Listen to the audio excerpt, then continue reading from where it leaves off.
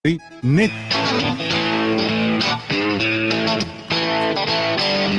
ora in onda Crossroads, nuovi suoni e grandi storie. Vittorio Le Donne racconta gli artisti e le tendenze che cambiano la musica.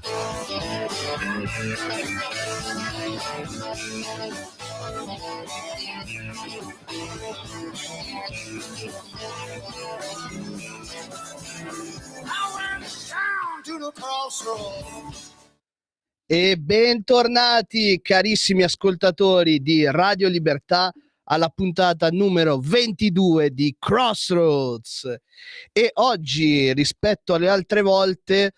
ho preparato una puntata un pochettino diversa, ecco, tratterà sì sempre di musica, ma in altri media rispetto appunto a quello del music business. E oggi andremo a fare un po' un piccolo viaggio attraverso il mondo delle colonne sonore dei miei amati videogiochi, come per tanti altri della mia generazione. E per iniziare, appunto, da bambino nato alla metà degli anni 90, non c'è stato nessun videogioco più importante, appunto, a quell'età del gioco più importante di tutti probabilmente, ovvero Pokémon. E quindi andiamo da quello prendendo dalla prima serie dei giochi Pokémon la colonna sonora la spettrale colonna sonora della città di Lavandonia. Prego regia.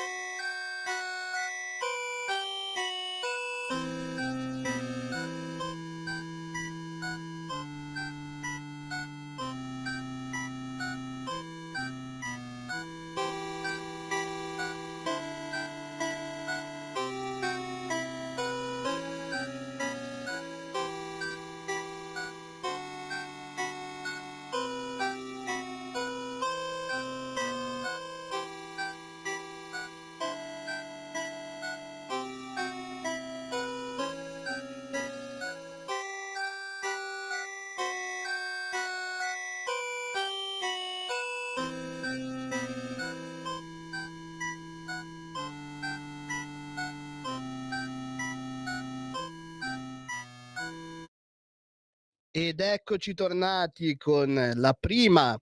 delle colonne sonore di oggi, che riguarda appunto la città di Lavandonia. Ho scelto questa colonna sonora per un semplice motivo. È, credo tra tutte, quella che nel mondo Pokémon è diventata la più famosa. Anche per dei casi di cronaca che ne sono stati legati, poi mai in realtà realmente ricollegati al gioco di The Pokémon Company, però comunque collegati soprattutto attraverso il web. E stiamo parlando della famigerata sindrome di Lavandonia. Per chiarire, ecco, e fare un po' di contesto, bisogna spiegare innanzitutto che cos'è la città e la sindrome di Lavandonia. Nel gioco Pokémon, Lavandonia è appunto la città dove è presente il cimitero dei Pokémon, appunto il cimitero del mondo Pokémon, e dove si incontrerà un personaggio specifico. Comunque si affronterà il Team Rocket, si arriverà in cima alla torre per incontrare Mr. Fuji, ma l'incontro diciamo più famigerato è quello con la madre del Pokémon Marowak, appunto la madre Marowak, che come ci spiega appunto la lore del Pokémon stesso, è appunto deceduta e il suo spirito rimane nella torre Pokémon finché appunto noi non lo libereremo attraverso la spettrosonda. E quello che diciamo ha legato poi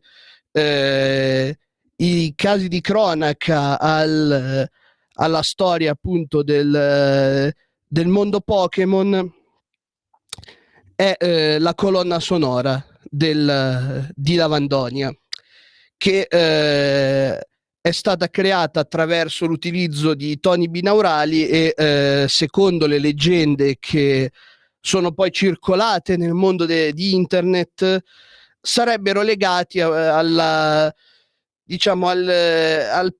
perdita di senno di alcuni bambini solamente nelle versioni giapponesi dei giochi, appunto Pokémon verde e Pokémon rosso. Il fatto curioso è che in realtà non ci sia non c'è una differenza nelle prime cartucce appunto della colonna sonora di Lavandonia, sono essenzialmente identiche, sono identiche, non c'è nessuna differenza. Però siccome si era agli albori di internet, tutto era più difficile da smentire, era più lento, non c'era questa comunicazione tra quello che era la community giapponese e quella occidentale, non c'era neanche tra quella di diversi paesi, cioè quello che c'era nella community italiana magari veniva sì preso, ma non era un qualcosa che poi si collegava alle altre community Pokémon. Ed è appunto per questo che la sindrome di Lavandonia non è stata smentita nei primi anni in cui è uscita ed è rimasta poi il simbolo più importante anche tra le nascite di queste storie horror chiamate creepypasta nel mondo di internet. E si è poi anche evoluta, perché dal semplici casi appunto di bambini che o stavano male o addirittura deceduti ascoltando attraverso le cuffiette per un lungo periodo di tempo appunto la colonna sonora di Lavandonia, si è poi evoluta questa storia con nuovi particolari che venivano aggiunti. Per farvi degli esempi, ad esempio una delle successive creepypasta a tema Lavandonia riguarda i presunti sviluppatori che c'erano dietro al gioco Pokémon, questa nella fattispecie la creazione di questa città e delle colonne sonore. E appunto veniva messo in mezzo un Pokémon decisamente particolare che è il Pokémon 731, che diciamo è un po' un richiamo, ecco, per chi ha creato questa creepypasta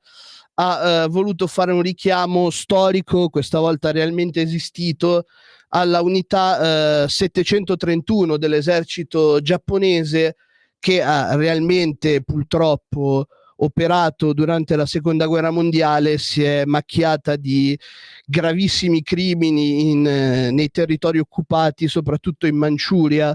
dove era famosa per svolgere degli esperimenti umani sui prigionieri che venivano catturati in Manciuria. Ed ecco, il creatore di questa creepypasta ha voluto mettere dei riferimenti, appunto il Pokémon 731, gli sviluppatori che in realtà erano dei simpatizzanti del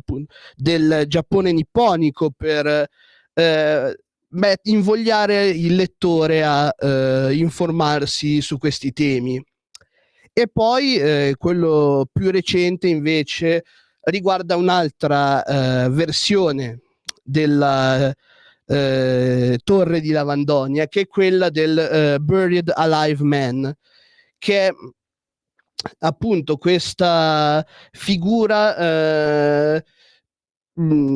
praticamente zombie di questo mostro che è il boss finale della Torre di Lavandonia al posto della madre Marowak, e che il giocatore deve affrontare. Questo invece è semplicemente un modo per ricreare un'ambientazione un po' più horror e un po' più dark dietro la sindrome di Lavandonia. Ed ecco, quello che è ovviamente da dire è che non sono mai stati dei casi clinici accertati di ragazzi morti per aver ascoltato, o comunque anche solo che siano stati male appunto per aver ascoltato questa canzone, questa colonna sonora, e che è assolutamente frutto della fantasia e di internet, di un internet che era ai suoi albori, dove nascevano i primi forum e dove non c'era neanche tutta questa tensione a credere. Si credeva praticamente a tutto quello che veniva scritto, infatti ne sono nate poi molte altre urban legends legate a Pokémon su questi vari forum e non solo Pokémon. E sono un po' un piccolo pezzo di storia di internet nato perché è nato insomma negli anni 90 come me, ha passato sicuramente molte ore a navigare su questi siti, a cercare storie, curiosità, appunto dalla sindrome di Lavandonia, Mewtwo, il re degli unknown e così via. Quindi secondo me è molto interessante parlare di questa storia. Ed ora invece andiamo su un altro videogioco, questa volta più incentrato sul mondo reale, storico, ambientato nella nostra Italia tra Firenze, Ferrara e Venezia. Andiamo con la colonna sonora di Jasper Kidd di Ezio's Family di Assassin's Creed 2.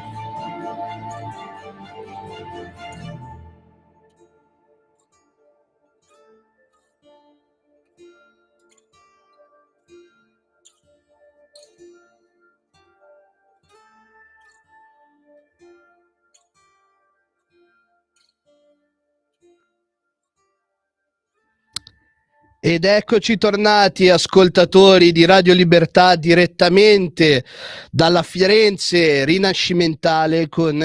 il protagonista più iconico della saga di Assassin's Creed, ovvero il nostro Ezio Auditore da Firenze, appunto. Il personaggio sicuramente più iconico di questa saga incredibile che per tanti come me nella mia generazione ha insegnato a anche tanti valori e ci ha aiutato anche a creare una propria coscienza, capendo bene quello che è il significato di questa saga incredibile, che vede appunto nel secondo capitolo la parte più amata da quasi tutti i fan. Quello più interessante, secondo me, da ricordare è che non è totalmente un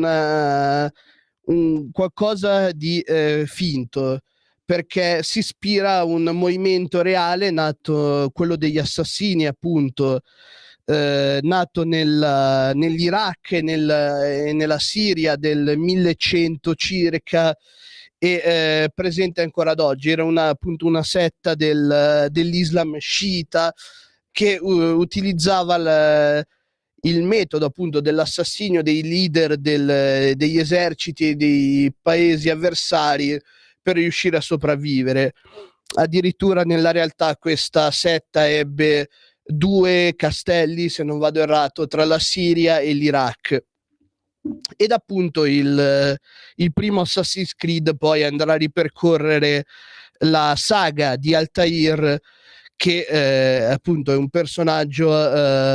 che vive e ha la sua storia tra la Siria e il Libano e il Levante dell'undicesimo secolo, appunto, nella battaglia tra le 2 fazioni essenzialmente che si contrappongono nell'universo di Assassin's Creed, ovvero gli assassini e i templari. La cosa davvero interessante di questo videogioco è che non c'è un concetto di bene o male prestabilito. Ognuna delle 2 fazioni ha delle proprie motivazioni per fare quello che fa, e i fini sono essenzialmente gli stessi, ovvero quello del perseguire la pace. Però cambia molto il modo in cui si vogliono raggiungere questi obiettivi. Se per i templari avviene attraverso il controllo della società e delle persone, ritenendo l'essere umano incapace per i suoi difetti e per le sue abitudini di farsi guerra tra di loro e di essere tendente all'autodistruzione, appunto la guida filosofica da cui nasce l'ordine dei Templari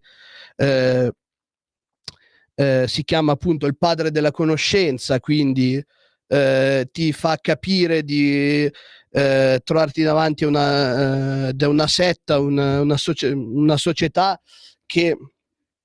crede che i più meritevoli e i più capaci debbano governare sugli altri, mentre dall'altra parte gli assassini, e lo si capisce molto dal loro credo, appunto, nulla è reale, tutto è lecito,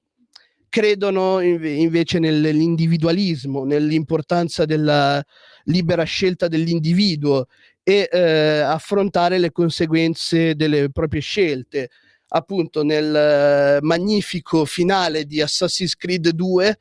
che ripercorre un po' la storia della rivolta dei pazzi nella Firenze risorgimentale, quindi un periodo incredibile con personaggi storici presenti incredibili. Si parla dei Medici, di Leonardo da Vinci, che sarà fondamentale nel corso della storia per potenziare poi l'armamentario di Ezio Auditore, che è appunto il protagonista, e il magnifico discorso di Ezio nel finale di Assassin's Creed 2 rappresenta un po' quello che è la visione del mondo degli assassini. Appunto, lui si rivolge alla folla fiorentina che in quel momento controllata dal Savonarola e gli fa questo discorso su quello che è stata la sua vita, sul desiderio di vendetta che aveva inizialmente contro degli amici, chi considerava amico e che l'ha tradito, e di come è riuscito ad andare avanti appunto attraverso suo zio Mario. Oltretutto una delle più belle citazioni nella storia dei videogiochi, appunto, lo zio di Ezio, Mauro Editore, che quando si rincontrano fa una citazione a Super Mario, quindi it's me, it's Mario, riferimento appunto al personaggio di Super Mario, e che appunto racconta di come loro gli abbiano mostrato una via, ma che è che lui che l'ha dovuta perseguire e fare le sue scelte, di come ogni individuo nella vita è appunto libero di poter scrivere il proprio destino e di poter plasmare la propria vita attraverso le proprie scelte, e appunto di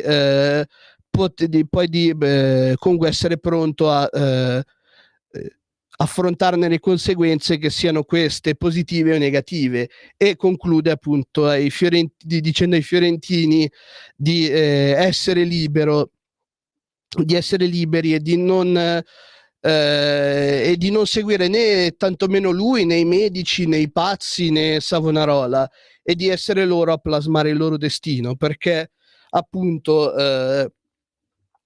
questo è il credo che porta avanti, e secondo me questo è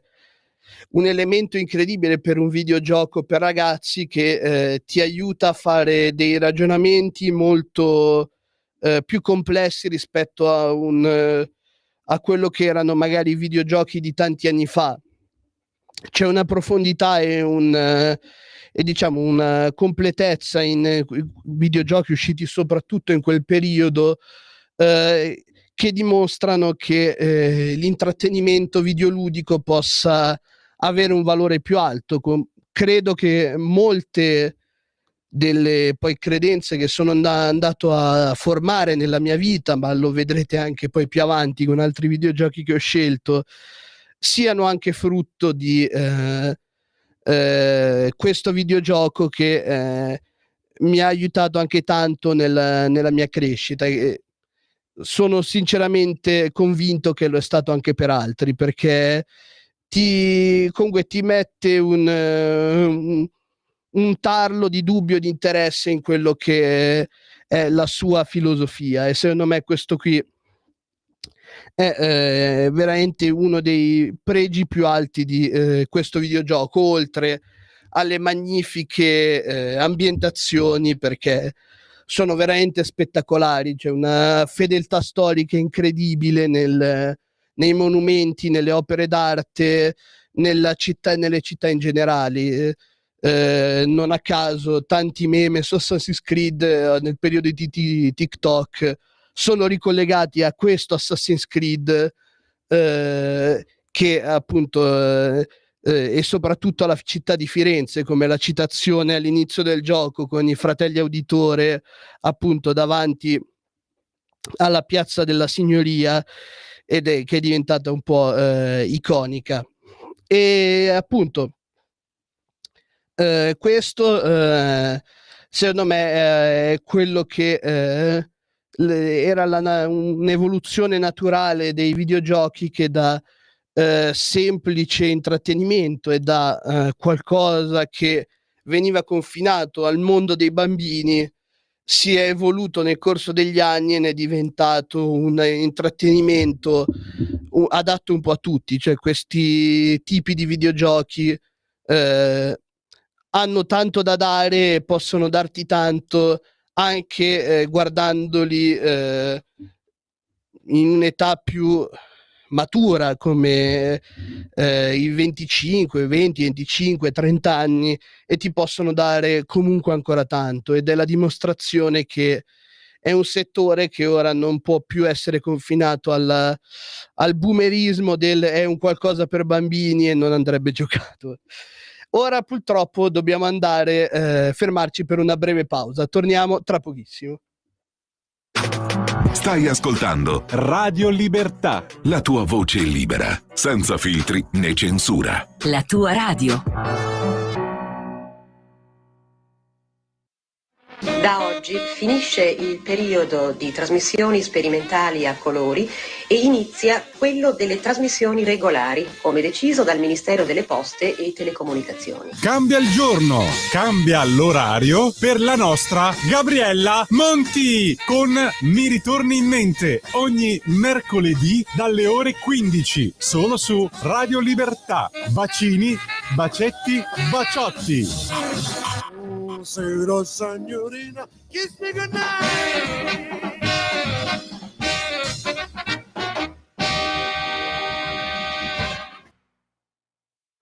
The room was completely...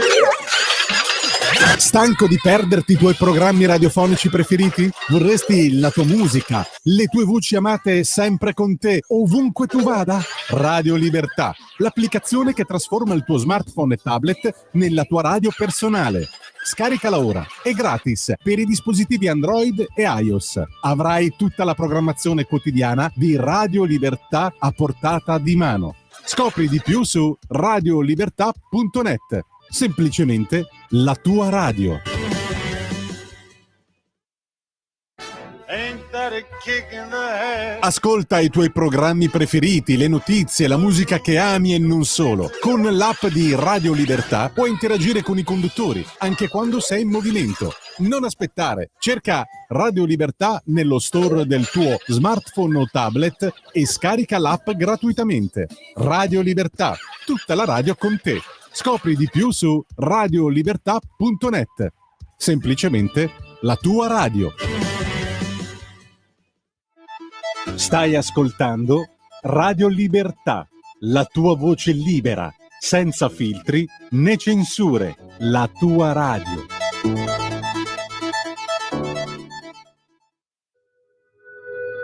Radio Libertà. In un mondo in cui i mezzi di informazione vanno verso una sola voce, una radio che di voci vuole averne tante.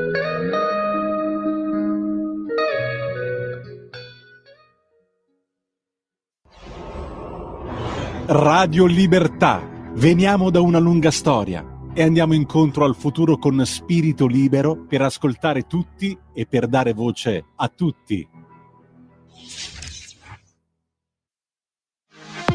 Per la tua pubblicità visita il sito radiolibertà.net. Ed eccoci tornati, ascoltatori di Radio Libertà, e andiamo subito con la terza nostra canzone dal videogioco del 1997 Final Fantasy VII, la One Winged Angel, la colonna sonora dell'antagonista Sephiroth.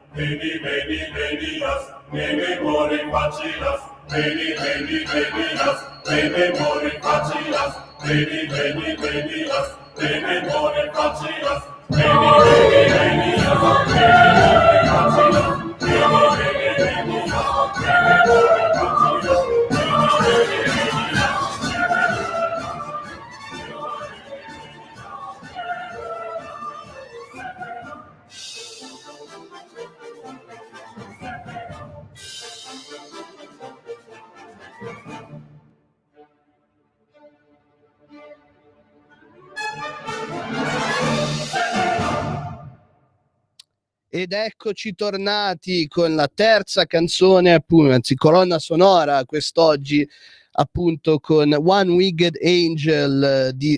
dell'antagonista Sephiroth, che è un po' di questo videogioco che, riassumendolo proprio in maniera molto rapida, perché altrimenti ci vorrebbe un'ora e mezza per parlarne solo di questo videogioco, perché è davvero lunghissimo. Ed è appunto la storia in questo mondo alternativo di Gaia, dove in un futuro molto tecnologico rispetto agli altri Final Fantasy, ambientati in ambientazioni più medievali e appunto che ricordavano più il fantasy classico, è appunto ambientato in questo mondo futuristico dove gli umani hanno la possibilità di estrarre dal pianeta questo speciale tipo di energia magica che viene iniettata in dei soldati speciali che combattono, appunto che formano un esercito per mantenere l'ordine. E uno di questi ex soldati, Cloud, è un mercenario che si unisce a un gruppo di ecoterroristi per distruggere appunto le basi di estrazione di questo potere magico. E comunque, andando avanti nella storia, si scoprirà che a fornire questo potere magico era questo alieno chiamato Genova, e ed era stato iniettato appunto alle sue cellule direttamente da uno scienziato direttamente nel grembo della moglie, e che farà nascere l'antagonista un po' di questa storia, ovvero l'angelo da una sola ala, Sephiroth, che è un po' l'antagonista della storia, ed è un po' il personaggio su cui vorrei soffermarmi di più, perché secondo me tra tutti è quello che ha la costruzione più interessante, appunto perché lui scoprirà di essere essenzialmente un esperimento, una cavia da laboratorio, e un guerriero creato artificialmente per essere il più potente del mondo, e questo qui lo farà impazzire. E secondo me offre un buono spunto di riflessione su quello che è il valore della vita, perché comunque lui vede la sua vita solamente come un qualcosa di creato per servire qualcun altro, e appunto questo lo porterà a impazzire e a cercare di dominare il mondo attraverso la raccolta di questo potere magico. E secondo me la riflessione interessante è quello sul che c'è anche in altri media, come appunto Pokémon stesso, nel primissimo film Mew contro Mewtwo, quello che è il dono della vita, cioè perché lui non riesce comunque a comprendere che sì, è stato creato per uno scopo da qualcun altro, ma che alla fin fine come individuo avrebbe la volontà di scegliere quello che davvero vuole essere, e va un po' a rompere quella che è la narrazione del personaggio malvagio che diventa malvagio perché scopre scopre il suo passato traumatico, e appunto citando sempre un film, lo stesso film di Pokémon di Mewtwo, che nella versione occidentale ed europea dice appunto non è appunto come vieni al mondo quello che conta, ma è ciò che fai del dono della vita a determinare quello che sei. E secondo me questo riesce a spiegare bene poi quella che è la caratterizzazione abbastanza decisa e ottima di questo personaggio, che risulta avere comunque sì un background a cui ti puoi affezionare, ma comunque una riflessione al giocatore su quello che si vuole e si deve essere davvero, cioè anche qui in questo caso la libertà che ha ognuno di noi di autodeterminarsi. E appunto il personaggio Sephiroth ha fatto la sua scelta, appunto scegliendo di seguire la via del male. E comunque bello da ricordare che è diventato un personaggio veramente importante anche nel mainstream, molto tra i più famosi anche nel videogioco Kingdom Hearts. Per Final Fantasy è stato scelto appunto il personaggio di Sephiroth, ed essendo un gioco che ha, se non sbaglio, 14 o 15 giochi all'attivo, forse anche di più, adesso non mi ricordo, è comunque un personaggio piuttosto di spessore. Adesso trattato questo argomento, andiamo con la quarta canzone, Welcome to Rapture, del videogioco BioShock.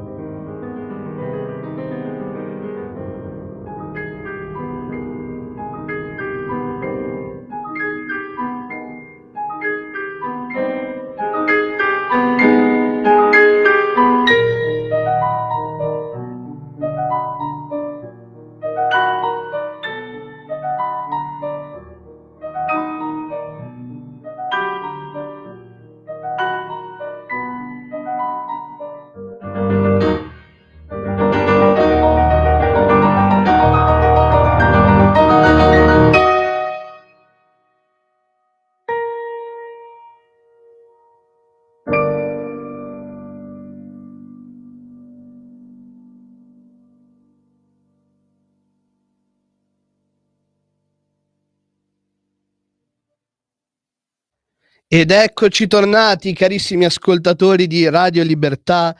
con quella che è l'introduzione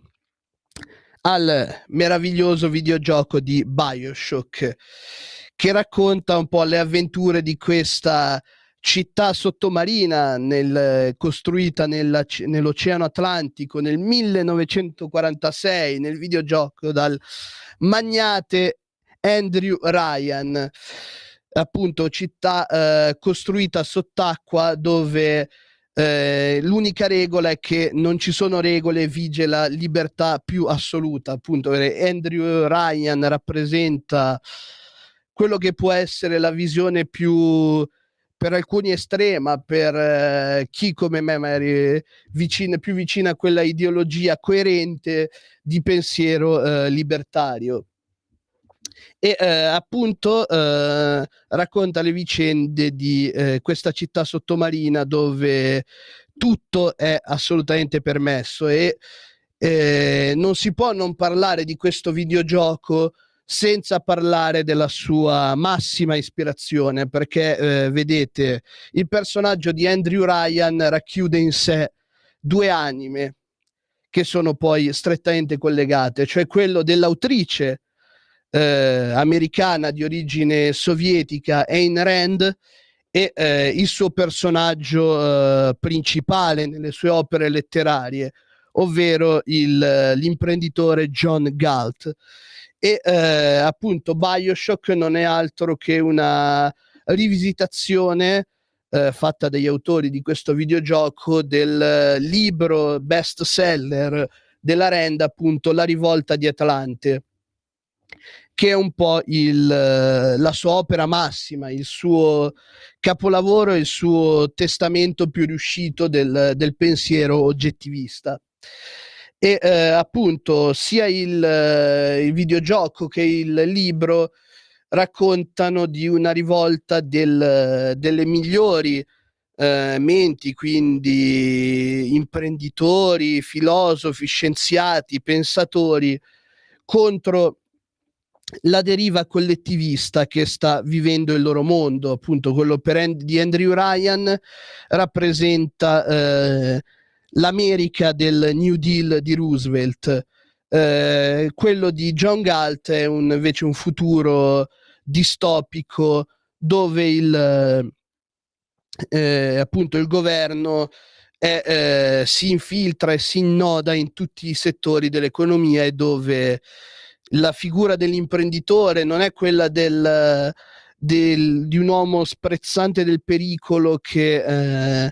mette il suo ingegno, i suoi capitali, la sua fortuna nel creare benessere per tutti attraverso le sue aziende, quindi il creare posti di lavoro e creare benessere per tutti, ma diventa quasi una figura malvista e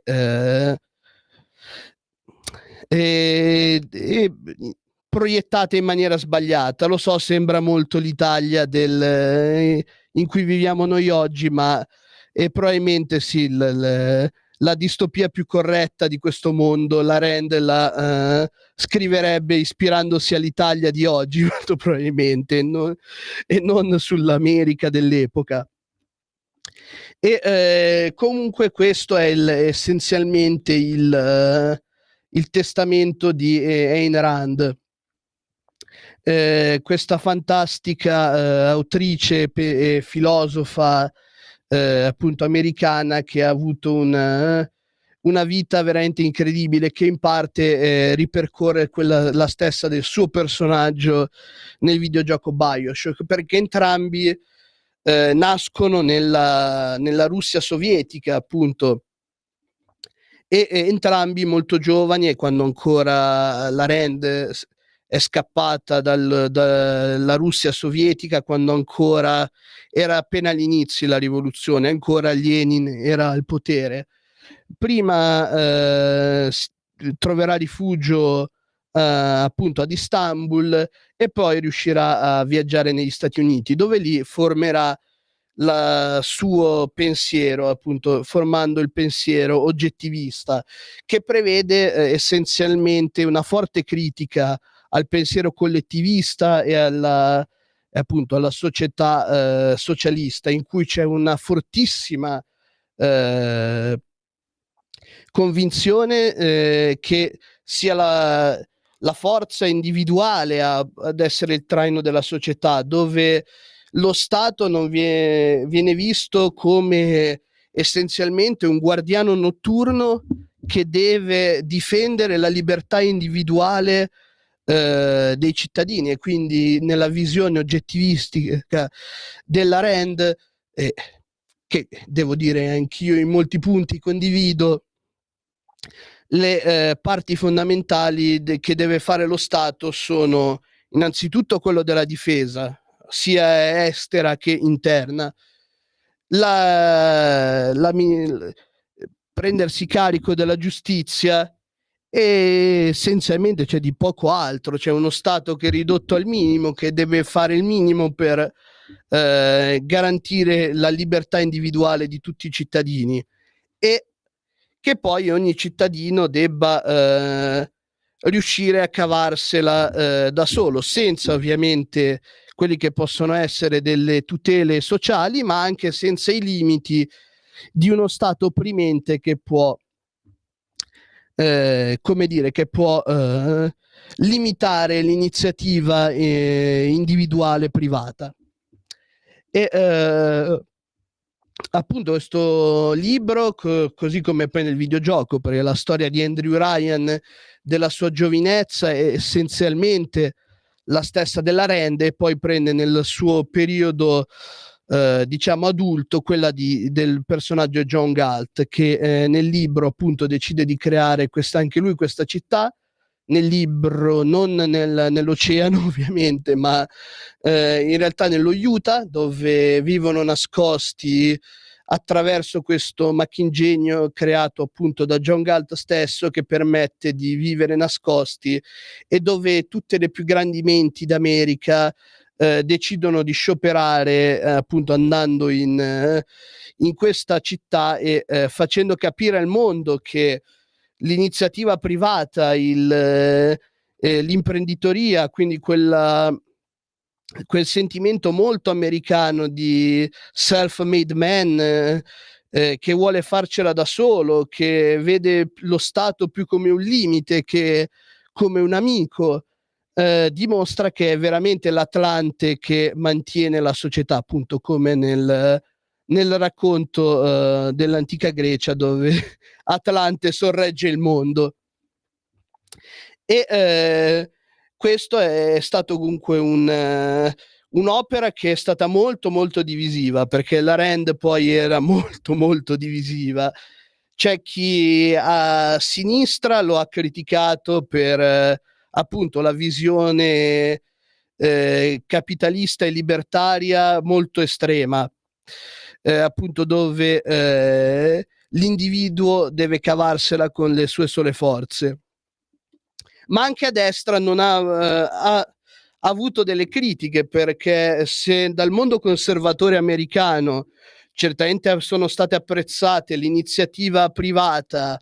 la difesa del diritto di proprietà e la superiorità del libero mercato sul sistema collettivista, non è piaciuto quello che è la visione della Rand sia sulla religione, che lei vede come esattamente come nei sistemi collettivisti, lo vede quasi come una setta che tenta di sottomettere l'individualismo delle persone. Appunto la frase che presenta l'arrivo di Rapture, la città creata da Andrew Ryan nel videogioco BioShock, dice: non ci sono re, non ci sono dei, ci sono solamente uomini. E la frase finale appunto del personaggio prima di essere ucciso è un uomo libero sceglie, invece uno schiavo obbedisce, riferito al personaggio appunto tecnicamente protagonista, che in realtà è più che altro una marionetta controllata da altri. E appunto dicendo questo spiega anche il motivo per cui la Rand ha trovato nemici un po' ovunque con questo libro, che secondo me per chi ha una visione libertaria, come ha detto anche molto spesso Nicola Porro, ospite anche di questa radio, questo qui è la lettura perfetta per chi vuole capire veramente il pensiero libertario. E ora velocemente andiamo subito con la colonna sonora di Tetris.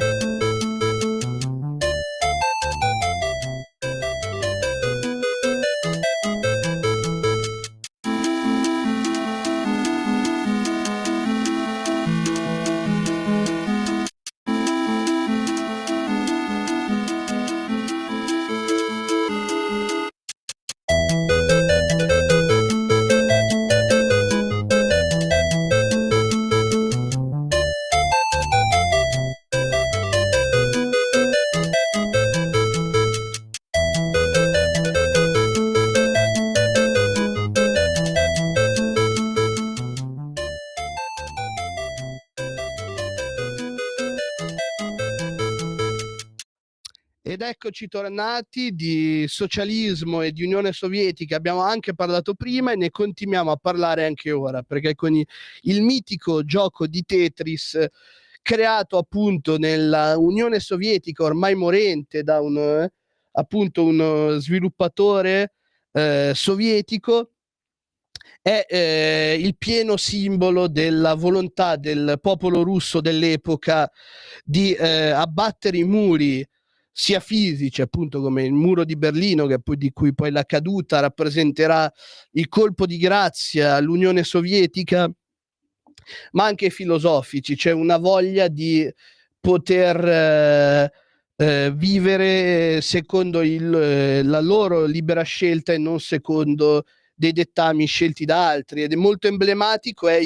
stata la difficoltà di portare questo gioco fuori dall'Unione Sovietica, perché non essendoci diritto di proprietà, le compagnie estere non sapevano a chi rivolgersi per chiedere di comprare i diritti di questo gioco, perché essenzialmente non ce li aveva il suo creatore, che li ha dovuti cedere allo Stato. Ed è secondo me questo il simbolo assoluto di quello che rappresenta questo gioco, che per chi non lo conoscesse, ma credo sia impossibile, ti porta giù lungo la schermata questi pezzi che possono essere quadrati, pezzi di varie forme, insomma, che tu devi incastrare per far abbattere il muro, appunto, che si viene a creare. E appunto questo secondo me rappresenta il motivo per cui è stato creato questo gioco, cioè gli stessi creatori volevano avevano bisogno di un nuovo concetto di libertà, perché appunto non avere neanche la proprietà intellettuale di una propria creazione dimostra la differenza che c'è tra la società appunto occidentale, basata sulla libertà individuale, sull'iniziativa privata e sul libero mercato, rispetto a quello che era il mondo collettivista e appunto dirigista sovietico, dove non eri tu ad appartenere a te stesso, ma appartenevi allo Stato, e non esisteva nulla al di fuori dello Stato e del benessere dello Stato. E secondo me questa è una lezione che ci è arrivata da chi oggi critica il sistema capitalista, magari definendolo predatorio, criticandolo. Vorrei ricordare che comunque il sistema che più di tutti ha permesso di uscire la maggior parte delle persone che oggi vivono su questo pianeta dalla soglia di povertà assoluta, e che se più di 100-200 anni fa le condizioni dei ricchi erano peggiori di quelle che sono oggi dei poveri, secondo me questo molto sì, vale davvero davvero molto. Purtroppo il tempo a nostra disposizione è terminato. Io vi ricordo di seguire Crossroads ogni giovedì dalle 3:30 alle 4:30. Vi saluto, vi do appuntamento alla prossima settimana, ricordandovi che qui su Radio Libertà la musica non muore mai.